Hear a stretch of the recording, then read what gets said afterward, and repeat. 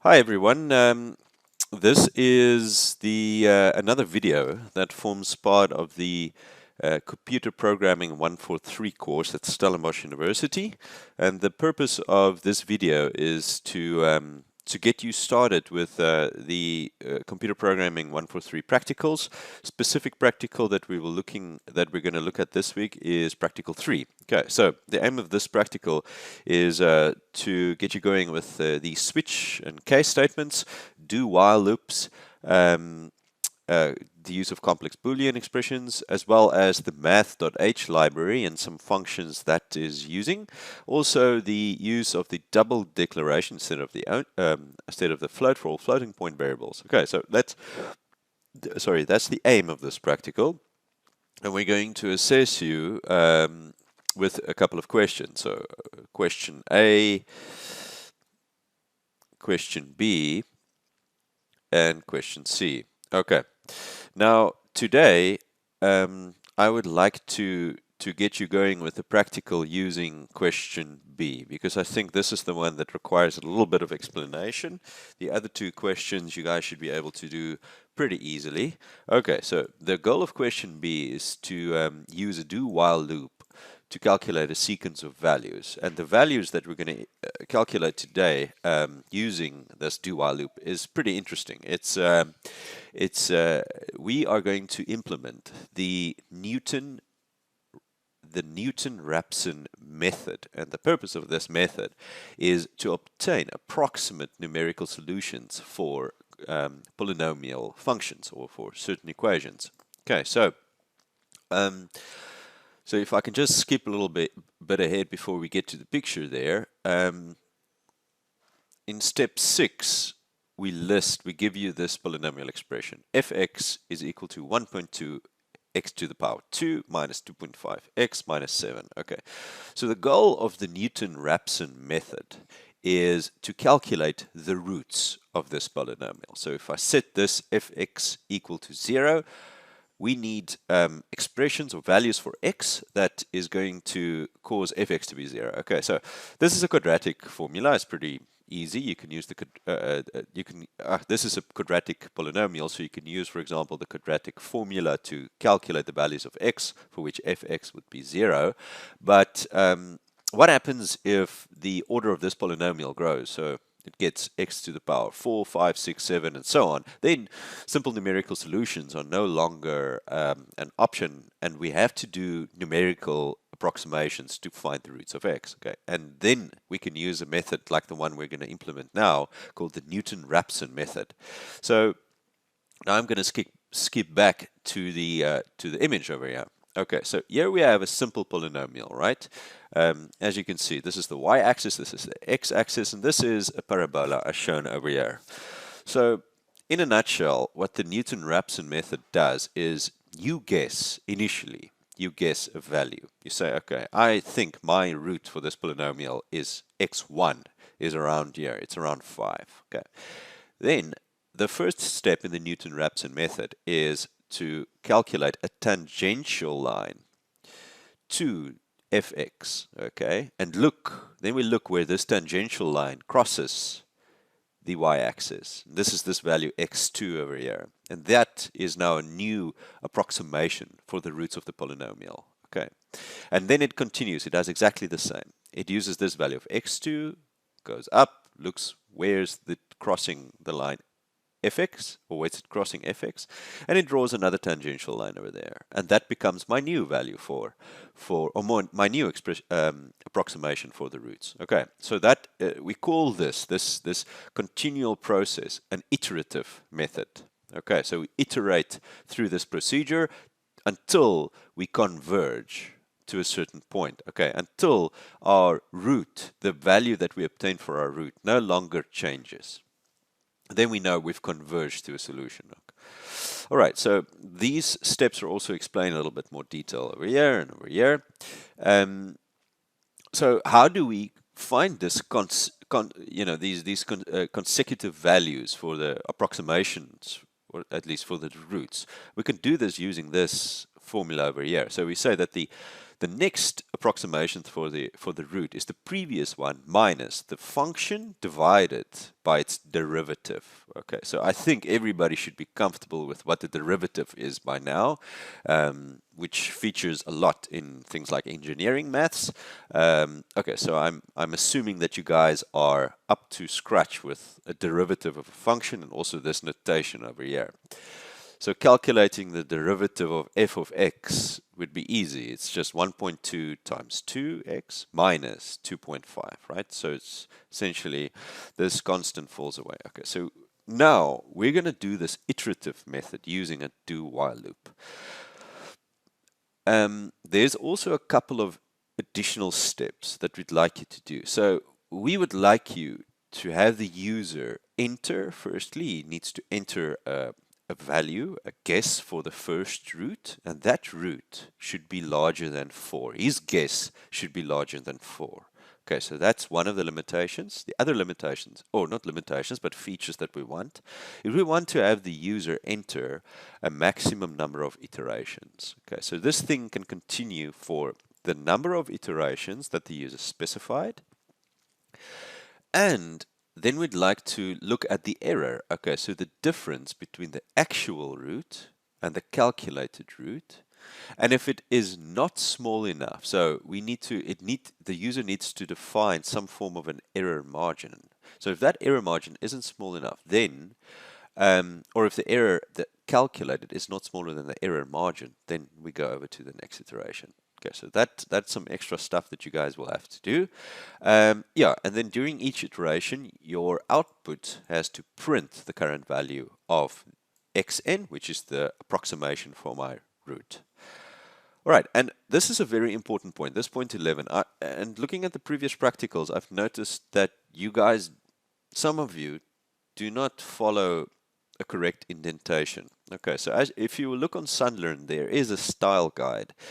This is an important aspect to learn early on in coding, because this makes your code easy to read, and if it's easy to read, it's easy to debug. So please make sure that your code is indented correctly and that all the brackets are on the correct lines.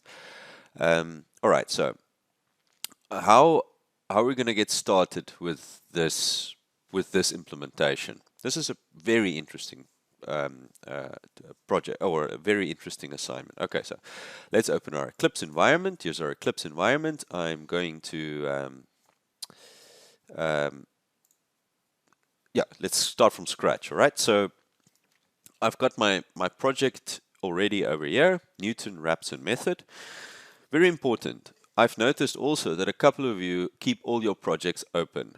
It's very important. When you can't, for example, don't work like this. 2 of projects are open. Close the one that you're not interested in using. So to close it, you right-click here and you say Close Project. Okay, and then that little folder becomes closed. So we only work with the open folder, the one that we're currently interested in working with. To add it, we're going to add a new C file. So we're going to right-click on it, say New C source file. Let's call it Newton-Raphson method.c. Remember to specify the .c over here. You guys can obviously call it anything, or not anything, but as specified in the practical. Okay, and now we're going to get started. So first thing, let's define our standard libraries. I'm going to do that over here. I need my standard library. I'm going to do some input and output, so I need the standard IO, and I'm definitely going to do some mathematical calculation. So I would like to import this math, and the 2 functions, if I can just add a comment here, and this is for using pow. I'm going to use the function pow, and I'm going to use the function fabs, which is going to be able to calculate the absolute value of the routine. Okay, so this one I'm going to leave for the fun in the practical, but this one I'm going to look at in a little bit more detail. Okay, so let's start off with my main function over here. Okay. First thing is, let's declare some variables. All right, so let's declare a variable x, which we're going to use for the input. x1, which is my approximation. Let's also declare fx, which is the function, obviously, that the polynomial function. That's in effect y. Okay. Now, we are going to have to keep track of our iterations. Remember, we are going to ask the user to enter a specific number of iterations, and that is the maximum allowable times that this do while loop can iterate. Okay, so, and we're going to give it an initial value. This is very important. I've noticed also that if you have a loop, if you have a counter, it's very important to give it an initial value because the compiler can assign anything to it. And let's keep track of my maximum number of iterations. Okay. All right, I think I've got everything over here that's needed for this demo. You guys are going to need some more variables in the practical, and I'm going to give you a hint over here. You're going to need a variable for the error, for calculating your error margin, and you're also going to have to calculate your actual error. Okay, and this is where the fabs function is going to be used. But I don't want to spoil that fun yet, so let's continue.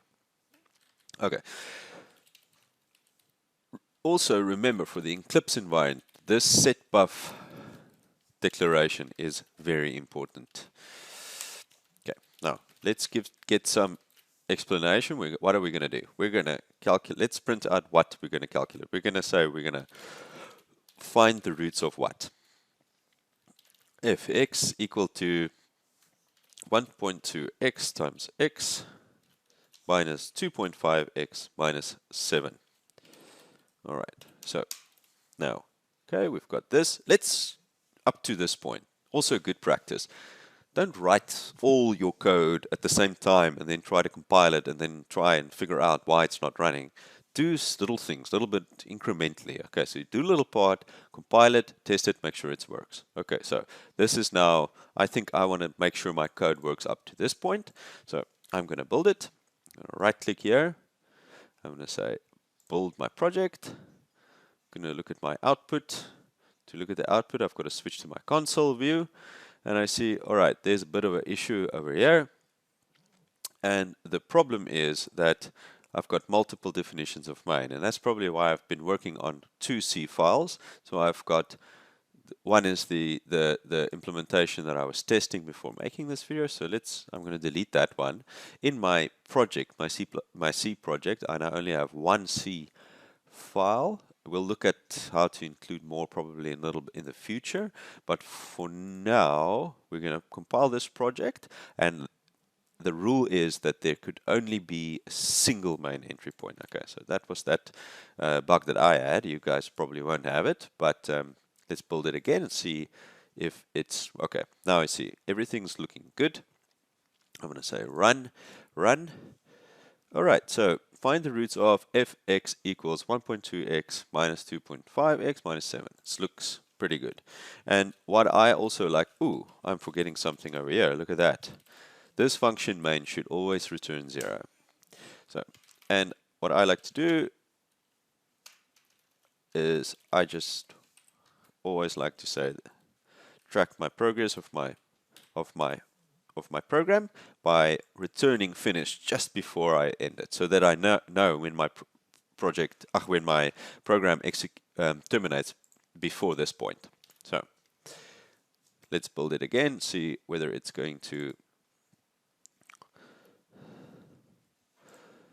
Okay, I've got a couple of unused variables, but these are the warnings that's shown over here. That's expected because I haven't used them yet. And I'm going to run it now. Run. Okay, so I find the roots of that and my program's finished. Okay, now let's start filling in the blanks. So the first thing that I want to do, or that you've got to do, is select or accept user input.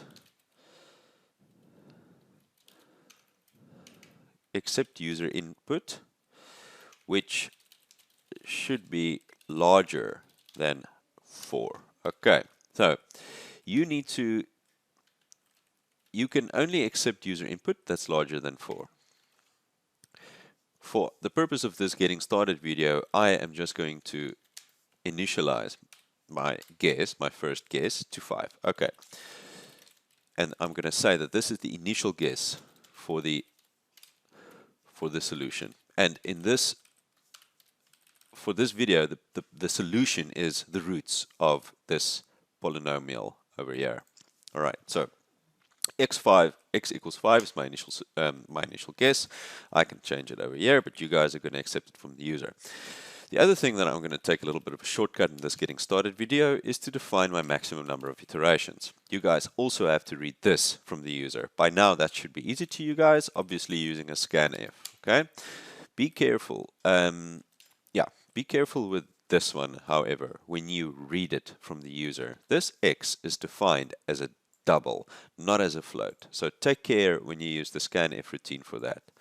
Okay, right, so now we want to print out our guesses for the roots as we go through the iteration. So the first one, before we start iterating, is our initial guess, obviously. So x equals percentage 2.f, new line, x. Okay, so the value for x over here, 5, I can also make it 5.0 because it's actually a double, so 5.0 or 5.5 or something like that.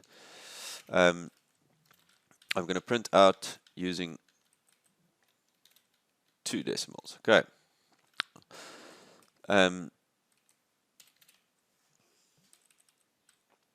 Let's see, let's compile up to this particular point. Let's see if I can print out my initial guess. So I build it, still got my unused variables, but that's okay, and I'm going to run it. So x is equal to 5, x is equal to 5, that's good. Okay, so, but let's print out the decimals also. Let's rather print it out like this, using 3 decimals. Okay, run it. Okay, so x is equal to, the first guess for the root is equal to 5.000. This is defined over here. Now, we're going to iterate, and we're going to do our Newton-Raphson method. So, and we're going to do this using a do-while loop. So remember, the purpose of the do-while loop is that we are going to first repeat some steps, and then test for the termination condition. All right, so what is my termination condition? My termination condition is that the iterations, I'm going to do this loop while my iterations are smaller than my maximum number of iterations. Okay, so that's good, but obviously I need to increment my iterations over here. This is using the increment operator that you guys have also been introduced to. Okay.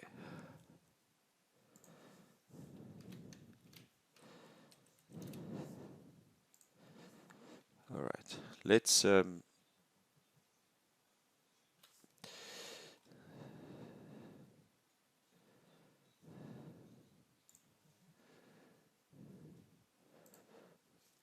so this is I'm defining my do while loop over here. I'm going to terminate it when my iterations is less than or equal to my maximum number of iterations. My maximum number of iterations just hard-coded to 5 over here. You guys have to read it in from the user. All right, so I just want to see what this do while loop is going to do. So I've got my do and my while below here.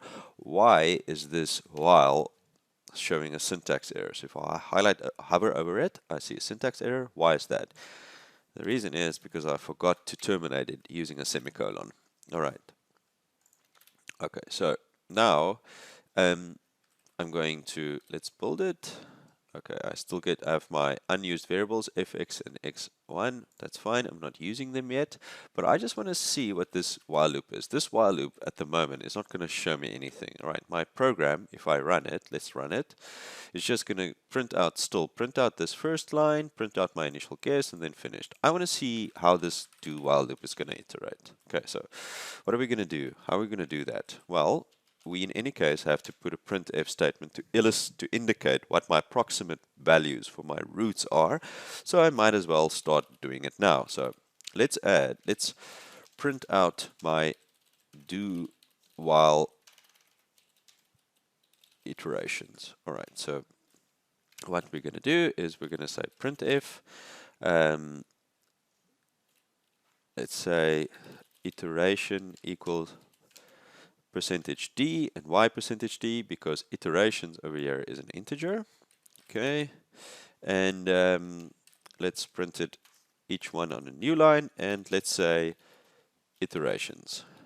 Okay, this is now, so I should expect to see the value of this loop counter, this variable iterations, each time this do while loop is going to iterate. Okay, so building it, I'm running it, and I'm seeing this. Okay, so I'm seeing the first time initially it's 0 because that's what I declare it as. That's why I initialize it as. All right. Now I'm printing it out here. So the first time we expect to see 0. It goes on to this incrementation operator, which increments its value to 1. I test it against my loop termination condition over here, and that is 1 still less than or equal to maximum iterations, which is 5. Yes, that's the case. So it jumps back to this do, and then it prints out the next value, which is 1. And so it goes on until its value is 5, and then it terminates. Okay. So now we've got our loop iterations. I think our loop is working pretty well. Let's start implementing this Newton-Raphson method. Okay, so we've got our first value of x. We need, remember, if we go back to our practical, let's first look at what we've got to implement. So to find our next value, our next guess, x1, we have to implement this formula over here. Okay, so we have xn, obviously, that's the value of the previous guess or the current guess. Then we need to calculate f at that value. So let's first calculate f at that value. Okay, that's what we're going to do now. So we're going to store that in this variable called fx, which we've declared as a double. Okay, so fx is equal to 1.2. Look at it over here. Fx is equal to what? 1.2 times, now we've got to say x to the power 2. And for that, we're going to use this pow function, which is included in the math library. So x, 2, right? So we're calculating x to the power 2 minus 2.5 times x minus 7. Excellent. There is our function fx. Let's also calculate our function. Let's calculate the derivative of this function, d, or let's say f dx. Okay. This is equal to, obviously, if we look at this over here, this is equal to 1.2 times 2, which is equal to 2.4 times x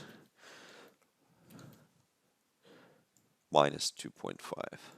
And if you guys cannot see this immediately, then I propose you review your laws of differentiation a bit. Okay, so we've got f dx. Let's see why it's not so fond of this at the moment. Okay, it's because it's not declared. So let's declare it, and then the syntax highlighting issue should go away.